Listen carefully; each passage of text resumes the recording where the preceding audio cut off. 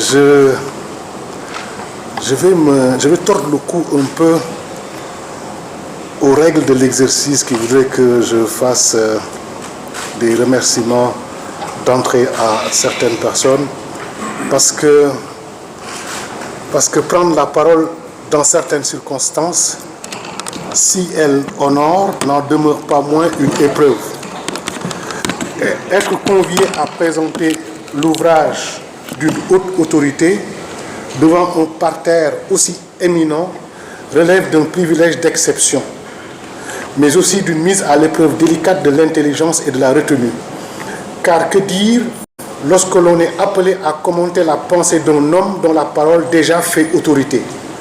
L'honneur est immense, assurément, mais il se double d'un vertige, celui de ne pas trahir la hauteur du propos, ni l'exigence des esprits ici rassemblés.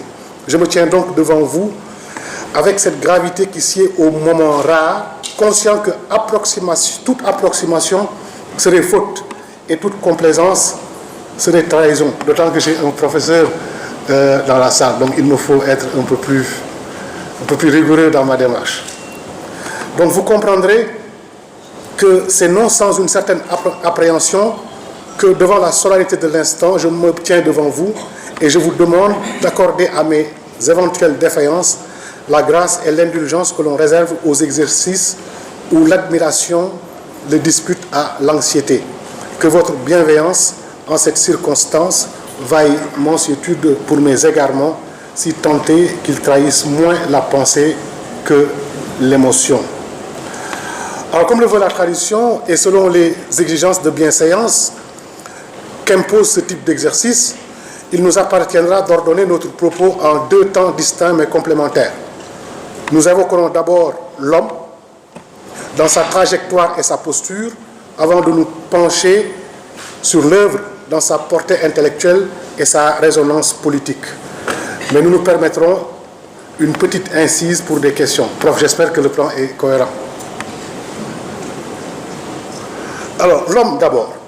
Il est des auteurs dont l'engagement intellectuel ne relève pas d'un simple positionnement discursif, mais d'une posture existentielle, d'un arrimage profond entre la pensée et l'action.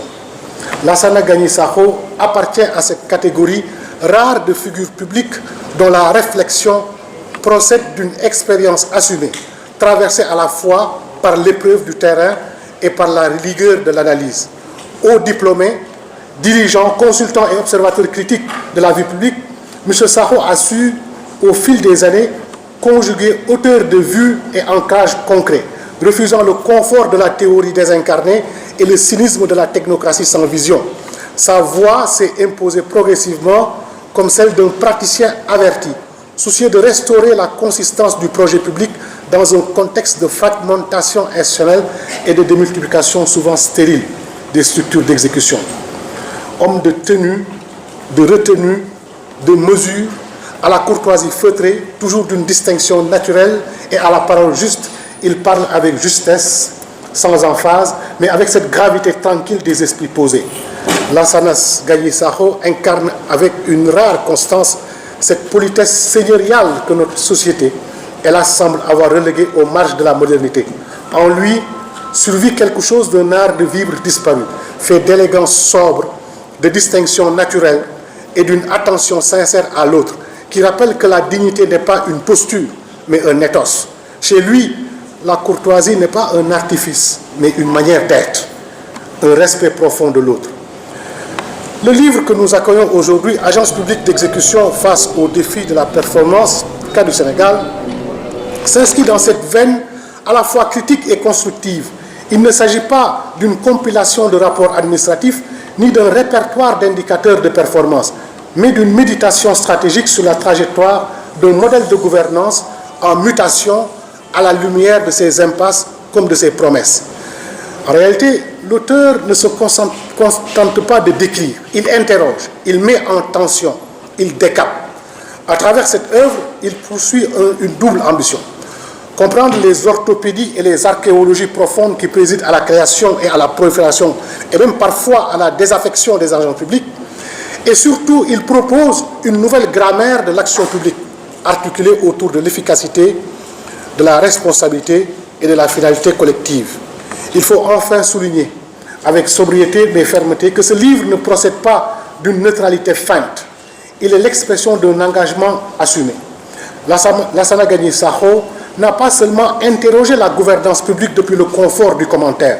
Il a choisi d'y prendre part, à contre-courant, et parfois à contre-emploi, si on peut dire. Son adhésion à une époque incertaine au projet politique porté par le parti PASTEF n'a rien d'un opportunisme de circonstance. Elle fut au contraire l'illustration d'un courage civique et d'une finesse politique rare, celle qui consiste à prendre position alors que d'autres se taisaient, à soutenir une dynamique de rupture quand l'ambiguïté paraissait plus rentable, plus prudente et plus confortable. Ce fut aussi, et peut-être surtout, le courage de dire non. Non à l'arbitraire, non à la peur, non aux compromissions taciturnes, non, et par pure fidélité à une conviction intérieure, lorsque dire oui ouvrait les portes des honneurs, mais trahissait la conscience. Il a tourné le dos à ces privilèges funestes que distribue la complaisance aux esprits dociles, préférant la solitude du juste à la jouissance servile de l'aval officiel. Et cela au moment où la démocratie était en lambeaux, piétinée sans pudeur, et où la terreur organisée, rationalisée, érigée en mode de gouvernement s'était installée comme règle dans cette nuit politique, où la parole se retirait des visages et la peur habitait les gestes. Il a choisi de tenir debout. Non par bravade, mais par exigence morale. Ce geste rare, silencieux, vous manifeste. Il s'agit bien de ce que l'on peut appeler la désistance, c'est-à-dire un refus moral. La désistance n'est pas anodine et ne consiste pas en une simple coquetterie comportementale. Elle n'est ni une simple inobéissance impulsive, ni une réaction de panique, mais souvent le fruit d'une tension morale intense où le sujet décide de se réapproprier son jugement éthique en opposition au pouvoir prescriptif de l'autorité. C'est donc un intellectuel engagé, au sens noble du terme que nous célébrons aujourd'hui. Quelqu'un qui écrit comme il agit, et qui agit avec la même rigueur que celle qu'il met dans ses analyses. Qualifier l'auteur d'intellectuel ne relève nullement d'une formule de convenance. Son itinéraire universitaire, tout autant que son parcours professionnel, atteste avec éclat la légitimité de ce rang et de l'autorité intellectuelle qui s'y ajoute. Jean-Paul Sartre définissait l'intellectuel comme celui qui met son savoir et sa parole au service des causes universelles, en se plaçant du côté des opprimés. L'intellectuel, pour Sartre, est quelqu'un qui se mêle de ce qui ne le regarde pas. Il intervient au-delà de son strict domaine de compétences techniques parce que toute injustice engage l'humanité toute entière. L'engagement implique donc une prise de position publique, souvent contre l'ordre établi. Lassana Gagny Sakho, qui nous réunit aujourd'hui, se dresse comme un parangon de vertu et de rectitude, dont la trajectoire intellectuelle et civique puise dans les sources les plus fécondes de notre patrimoine civilisationnel, à travers son œuvre et son engagement. Il apparaît tel un archétype du Sénégal éternel. Rendre hommage à un tel auteur, c'est reconnaître en lui non seulement un passeur de savoir, un passeur de sens, un passeur de valeurs, mais aussi une conscience éveillée qui rappelle à la société sa responsabilité historique et morale. Et on s'en rendra compte quand on va aborder la deuxième partie sur l'œuvre. L'œuvre. De la même manière, nous les juristes, on aime bien articuler nos propos autour d'un diptyque. Première partie, deuxième partie. Pour aborder l'œuvre, je vais parler de la forme et du fond. Un plan assez facile, mais je crois avoir l'autorisation du professeur qui me l'accordera. La forme d'abord. Un auteur célèbre, Roland Barthes, disait que la forme n'est jamais innocente. Elle est toujours chargée d'une intention, même implicite. Victor Hugo, lui, disait que la forme, c'est le fond en action. Ainsi donc, la manière de dire participe de ce qui est dit. Car la clarté, la précision et l'élégance du style conditionnent la justesse de la réception et de la force de persuasion du propos. Le livre de Lassana Gagny Sakho a respecté la forme. Son style d'écriture se distingue par une épuration élégante qui n'exclut pas la densité conceptuelle, réussissant le tour de force magistral de rendre accessibles des notions d'une redoutable technicité, généralement rétive à la simplicité, sans jamais sombrer dans l'amphigurisme grandiloquent. L'auteur conjugue ainsi précision terminologique et clarté pédagogique, offrant au lecteur le rare privilège d'entrer dans un univers théorique exigeant par la porte d'une prose fluide, maîtrisée et d'une sobriété qui rehausse plutôt qu'elle n'atténue la profondeur de la pensée. Ce texte de Lassana est un texte qui nous épargne les coquilles. Là, les textes qu'on lit, c'est des textes truffés de petites fautes. Mais ce texte nous épargne les coquilles, les maladresses stylistiques, les formules grotesques, les facilités de langage. Chaque phrase y est pesée, polie, ciselée, ajustée comme si l'auteur avait voulu bannir toute dissonance ou relâchement afin de préserver la limpidité et la tenue littéraire irréprochable, où la fermeté de la pensée se conjugue à l'élégance de l'expression. Lassana va au-delà. La délicatesse de son ouvrage s'exprime jusque dans son apparat matériel. La couverture, les choix chromatiques, l'infographie sont le témoignage d'une attention rare aux détails, comme si l'esthétique visuelle devait prolonger et refléter l'existence intellectuelle du propos. L'harmonie des couleurs, la sobriété des lignes et l'élégance graphique composent un écrin qui ne relève pas du simple ornement, mais participe d'une véritable mise en scène symbolique du contenu, invitant le lecteur à pressentir dès le premier regard la rigueur et la finesse qui traversent l'ensemble de l'œuvre. Maintenant, distinctement, la constance méthodologique de l'ouvrage se manifeste avec clarté, parce que ce n'est pas de la littérature simple. Lassana Gagné Sakho nous a proposé un texte d'une facture académique extraordinaire, et cela se justifie au travers de son approche méthodologique. Cette approche méthodologique se manifeste avec clarté à travers la cohérence de son ossature argumentative, où chaque partie s'enchaîne avec une logique interne maîtrisée, attestant d'une pensée structurée et d'un souci constant de progression intellectuelle. Il a compris assurément que la clarté est souvent la politesse de la rigueur.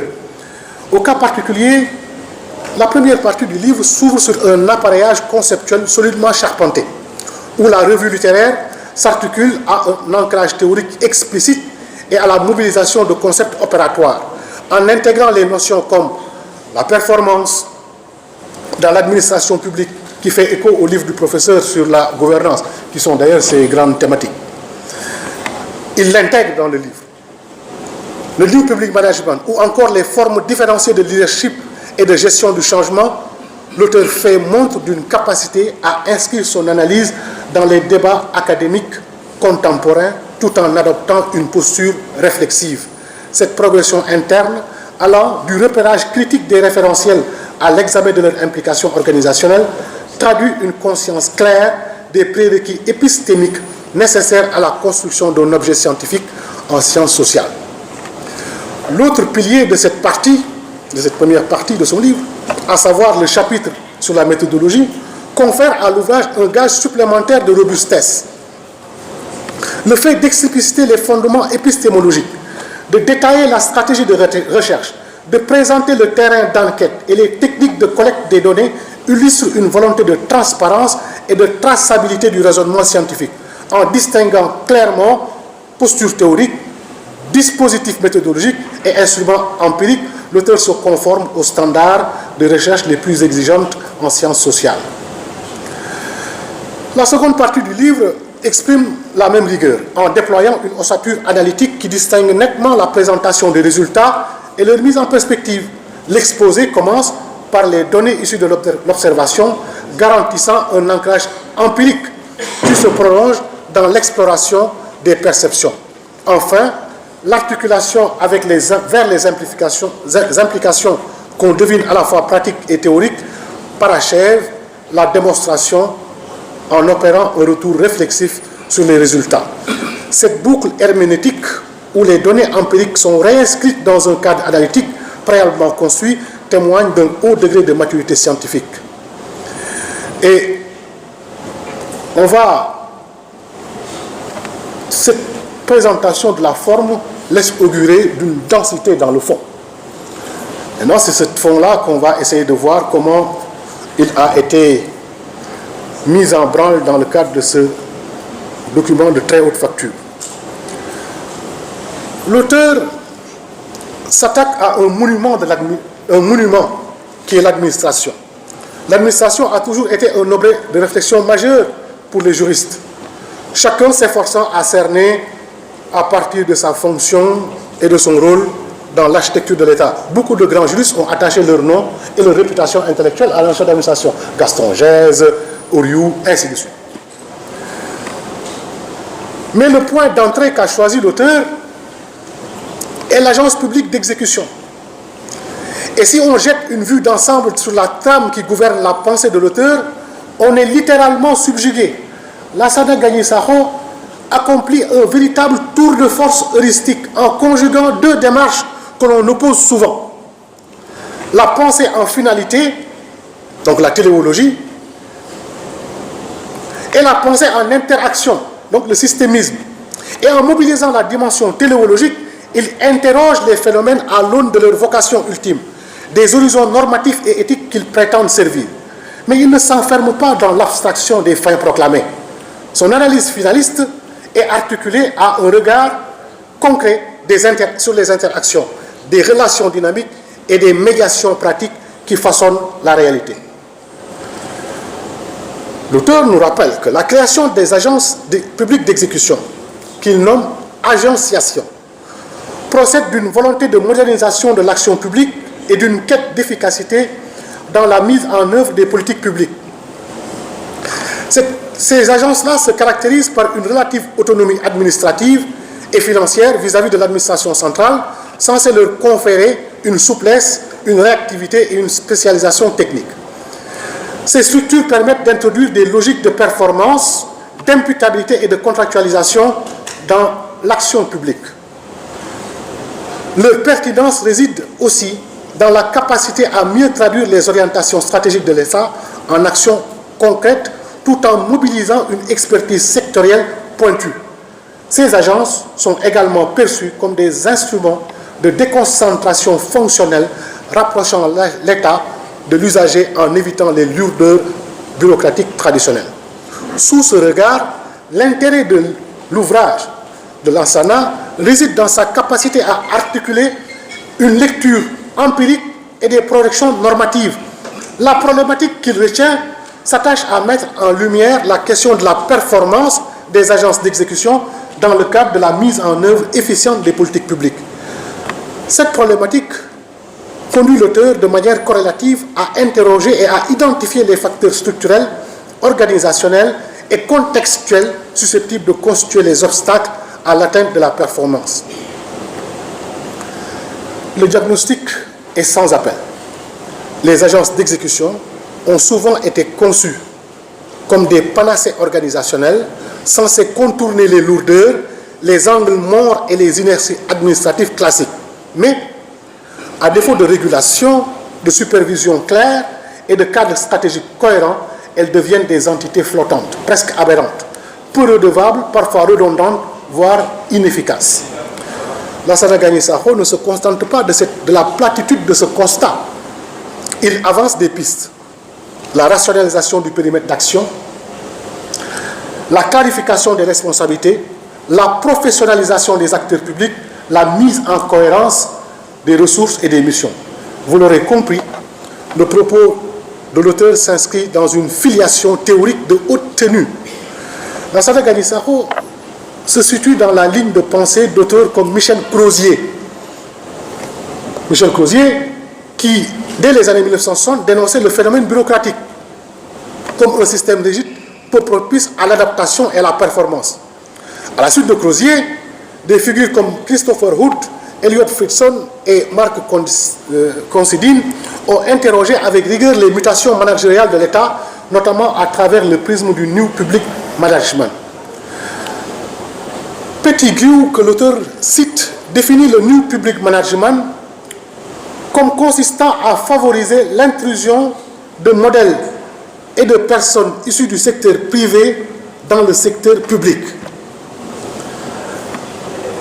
l'intrusion de modèles et de personnes issues du secteur privé dans le secteur public. Voilà, il faut suivre mon regard. Lassana Gagny est la figure archétypale de ce qu'il théorise. Lui, il est passé du privé au public pour donner un autre retentissement à la fonction de gestion administrative.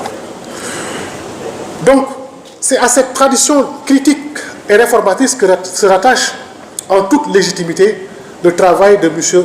Sakho. Mais il ne s'agit pas là que d'une filiation, mais en aucune manière d'une soumission, encore moins d'une inféodation.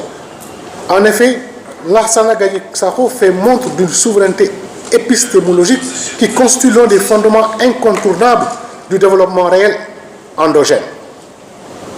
Le livre s'organise sur le sillage de concepts très difficiles, qui est celui de l'émergence, qui est venu supplanter dans l'ordre discursif celui de sous-développement et de voies de développement, qui ont agrémenté la fameuse diplomatie du vocabulaire pour maintenir l'Afrique dans sa situation. L'émergence est un concept en vogue, mais au contour flou et au titre de créances théoriques jamais déclinées. Sur 54 pays africains, 52 ont eu ou ont leur plan d'émergence. Mais de quoi émerge-t-on? Pour émerger, il faut avoir immergé. Où est-ce qu'on a immergé? Et de quoi émerge-t-on? À l'instar des réformateurs contemporains de la gouvernance, Lassana Gagny Sakho dépasse cette aporie et il insiste sur un point souvent négligé: la performance. Pour Lassana, la performance ne se décrète pas, elle se construit.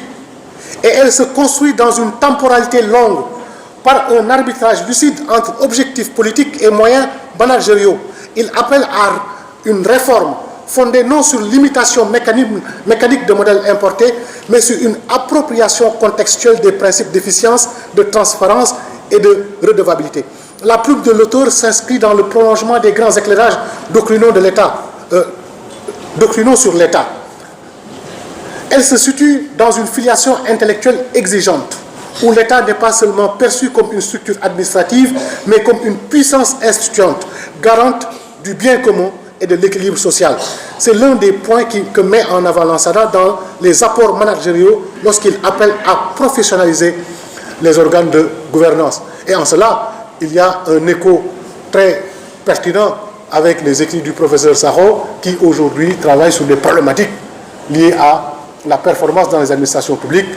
Et il vient de publier un article sur la notion de compliance, qui n'est plus un choix mais une obligation. Cette théorisation des nouveaux outils de la performance dans le cadre de l'administration, c'est ce qu'a démontré Lassana Gagny Sakho dans son ouvrage. Ainsi, ce livre se recommande d'une démarche que l'on pourrait qualifier d'éthique de la refondation publique. Il ne s'agit pas seulement de rationaliser, mais de redonner sens à l'État, sens à l'action de l'État, de rappeler que les institutions ne valent que par leur capacité à servir le bien commun. Bon, malgré tout le bien que je viens de dire sur ce livre-là, vous avez imaginé que c'était les fleurs qui annonçaient des épines. Mais je ne vais pas être piquant, je vais questionner, j'ai des questions, pour peut-être alimenter les débats et les discours de tout à l'heure. Alors j'ai 2-3 questions, si vous permettez. Le New Public Management, en prétendant moderniser l'État par l'importation de méthodes du secteur privé, ne faut-il pas d'abord s'interroger sur ce que l'on perd lorsqu'on transforme les citoyens en clients et les institutions en entreprises? Peut-on vraiment administrer la justice, l'école, l'hôpital, donc au-delà des agences d'exécution, selon les logiques de performance, d'objectifs chiffrés, d'optimisation des coûts, de calculabilité, sans trahir leur vocation? Mon aîné Mastiam, qui a été également un transfuge du privé qui est allé intégrer le public, nous donnera peut-être des réponses. Et est-ce qu'avec le New Public Management, on n'est pas en face d'une hétéronomie radicale, où les institutions publiques cessent d'être les garants du bien commun défini collectivement, pour devenir des instruments d'une rationalité instrumentale fondée sur l'optimisation des flux, des coûts et des rendements? Ça, c'est une question. J'ai une autre question.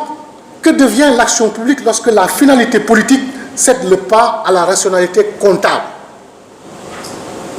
Est-ce qu'on ne doit pas politiser toutes nos questions administratives, économiques?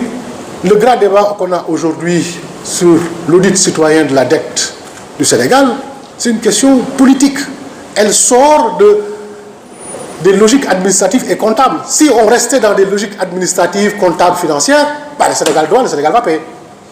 Mais lorsqu'il y a une montée citoyenne qui nous appelle à repenser la dette dans un rapport politique pour la questionner, ça veut dire qu'il faut qu'on laisse quand même à nos administrations un certain espace de politisation, de débat citoyen. C'est une question. Donc, est-ce qu'on n'assiste pas, Lassana, à une dépolitisation rampante de l'État qui renonce à porter le projet collectif pour se muer en simple organe de gestion? Et surtout, quels sont les effets de ce modèle sur le service public lui-même? Peut-on maintenir un engagement éthique des agents quand le sens de leur mission est dissous dans des indicateurs? Que reste-t-il de l'idéal républicain? Bon, ce sont des questions. Mais mes craintes sont vite dissipées. Je pose les questions parce que l'exercice me commande de le faire. Mais mes craintes sont vite dissipées parce que l'auteur, dès l'introduction, répond à mes questions. Expressis verbis, Lassana dit, le New Public Management n'est pas un outil miracle. Il s'apparente plutôt à un processus de long terme qui exige du temps, de la mesure et de la détermination. Lassana précise que le management privé, s'il peut être un exemple dont on peut s'inspirer dans le secteur public, ne doit pas pour autant être survalorisé ou sacralisé. Donc j'ai réponse à mes questions. Ce livre de Lansana Gagny Sakho est à la fois une œuvre de savoir, un outil de transformation. Il donne à penser, mais aussi à agir. Il nous convoque à une réflexion exigeante sur la gouvernance au moment où nos États africains, pris dans des injonctions extérieures et attentes sociales, cherchent une voie de réinvention. Ce livre n'est pas seulement un texte pour spécialistes. C'est une invitation adressée à tous ceux qui croient encore en la puissance des idées pour changer le réel. Le débat est trop orphelin et ce livre-là pose le débat. Parce qu'il interpelle le citoyen, il interpelle le décideur, il interpelle l'universitaire, mais aussi le jeune lecteur en quête de sens. Il rappelle que la pensée critique n'est pas un luxe académique, mais un devoir civique, un devoir citoyen. En refermant cet ouvrage, on ne sort pas avec des certitudes immobiles, mais avec une exigence nouvelle, celle de repenser nos institutions à l'aune de l'éthique, de l'efficacité et de la justice sociale. C'est là, me semble-t-il, la marque des livres qui comptent. Ils ne se contentent pas de nous informer, ils nous obligent à penser, ils nous obligent à mieux agir. Mesdames, Messieurs, lire Lansana Gagny Sakho, c'est entendre une voix qui s'élève contre la routine et l'inertie, une voix qui refuse les compromissions pour rappeler que l'État n'est pas une mécanique froide, mais une promesse vivante faite au peuple. En saluant ce travail, nous saluons aussi un auteur qui, par la rigueur de son analyse et la constance de son engagement, nous rappelle que l'écriture peut être un acte de service public. C'est pourquoi, au-delà de la cérémonie qui nous réunit aujourd'hui, il faut souhaiter à cet ouvrage une circulation large dans les milieux académiques, administratifs et politiques, qu'il serve de socle à des débats lucides sur la gouvernance publique et qu'il honore par sa rigueur et sa hauteur de vue la tradition intellectuelle dont Lansana est le digne héritier. Je vous remercie de votre attention.